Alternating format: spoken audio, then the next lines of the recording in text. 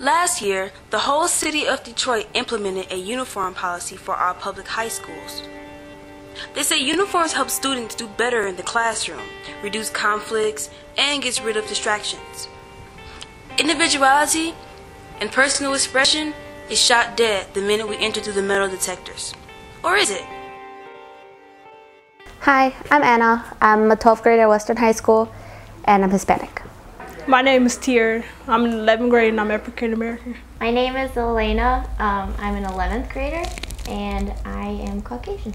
My name is Amon Ford. I am in the 11th grade and I am African American.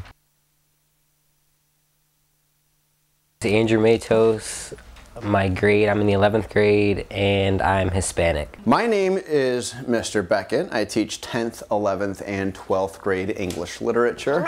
I am Irish and Scottish and English, and there's probably a little bit of Pole back there somewhere and a little bit of French, possibly. We don't know. The majority of it would be Scottish. And Irish. Is this more information that you want?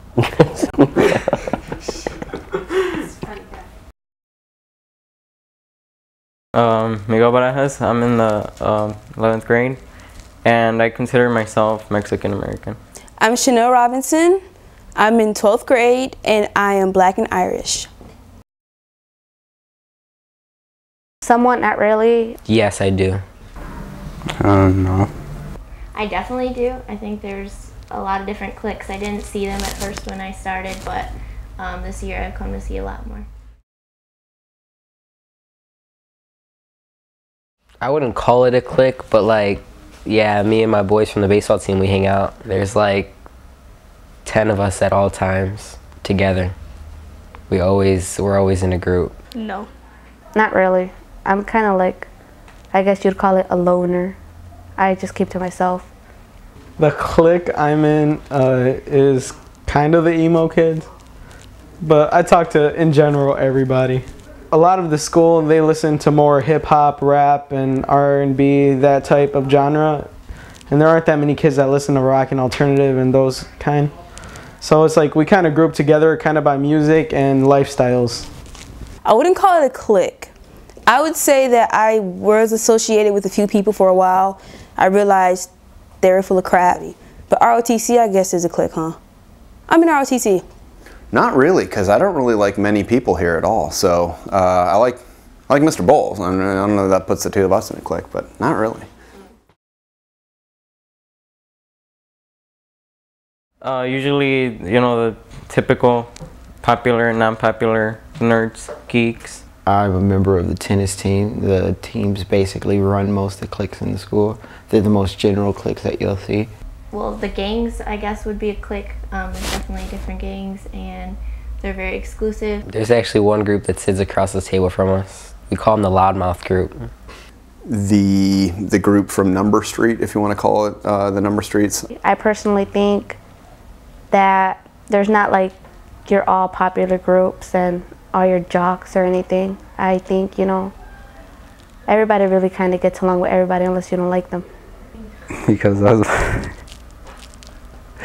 I really don't want to answer that question. Okay, well, you don't have to answer, but can you tell us why you don't want to answer it? Because I can't put it in a word that, in a phrase that wouldn't be racist. Super ghetto black kids.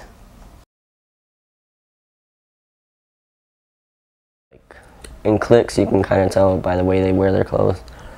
Like a person who's in like a clique with like a rappers, they might wear like saggy clothes and stuff like that. And then like gothic people, they'll wear like black clothes and stuff like that. By the way they dress, like some of them dye their hair color. Most of them, like gothics, they wear like black and all stuff. It's just different from what regular people wear.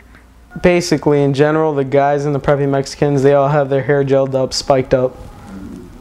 They all wear Aeropostale, Abercrombie and Fitch. That's like basically, if they wear anything besides that, you're probably out of their group. You wear certain clothing, you speak a certain way, or hang out with a certain group. You can definitely tell how someone's in a group.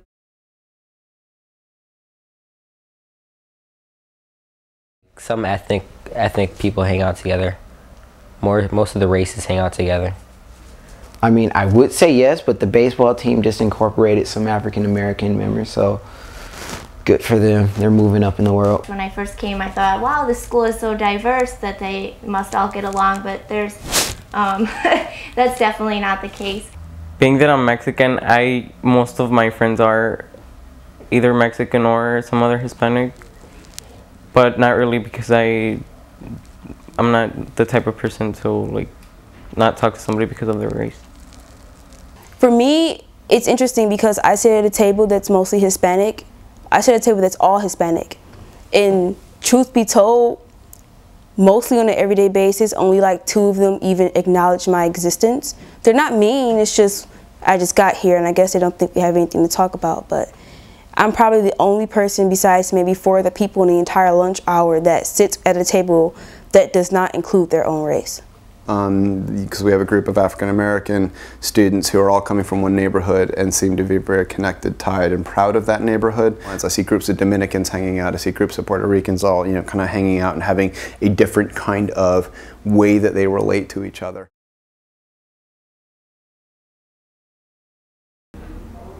Well, it depends. I mean, if they're stuck up, it's a bad thing. But if they're like nice and everything, well, or they get along with you, then they're not really a problem. I definitely think it's a problem.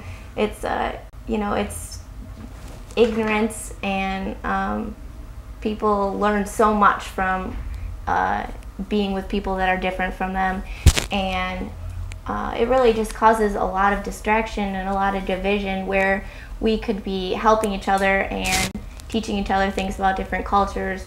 We just shun people that are different. The world isn't monologue. If high school was supposed to be a place in which you place students to prepare for the working world, the real working world, then of course there has to be some cliques, because that's what's going to happen when you go out and get a job. If you're excluded now, or you can find some place to fit in high school, then it just becomes easier when you get out in the real world. It's like survival of the fittest. I think they make the school and the students look bad because there shouldn't exist that type of like segregation between students. And being part of a clique doesn't really make you all that popular, or if it does, it's it's nothing to be proud of. They could be good or bad, because most people, like if they got this or something, they do it because them the type of people they fit around with. It's not even that many got this, but there's a lot of people that's just regular and all that stuff. If that's what they want to do, then that's how they should be. I would love to see more cliques if cliques were formed around ideas. Just groups centered around a belief and idea that has been thought through, that they're freely choosing, instead of choosing to associate only on the basis of common background or race or identity. I think cliques are not a good thing, because when you're in a clique, it strips away every bit of individuality that you're supposed to have, because you're in a clique because you guys have similar things, so you guys are clicking together, but you lose yourself in the clique. You don't know who you are anymore because you're so busy trying to be what they want you to be in order to fit in with them. Well, yeah, just like they're important, because it's just like, to me, it's like everybody just like, I don't know, they just feel comfortable with like whoever they hang out with, and if there wasn't any cliques, there wouldn't be any diversity in this world. But cliques are never going to go away either. There's always going to be people who group up for whatever reason, and it's never going to change.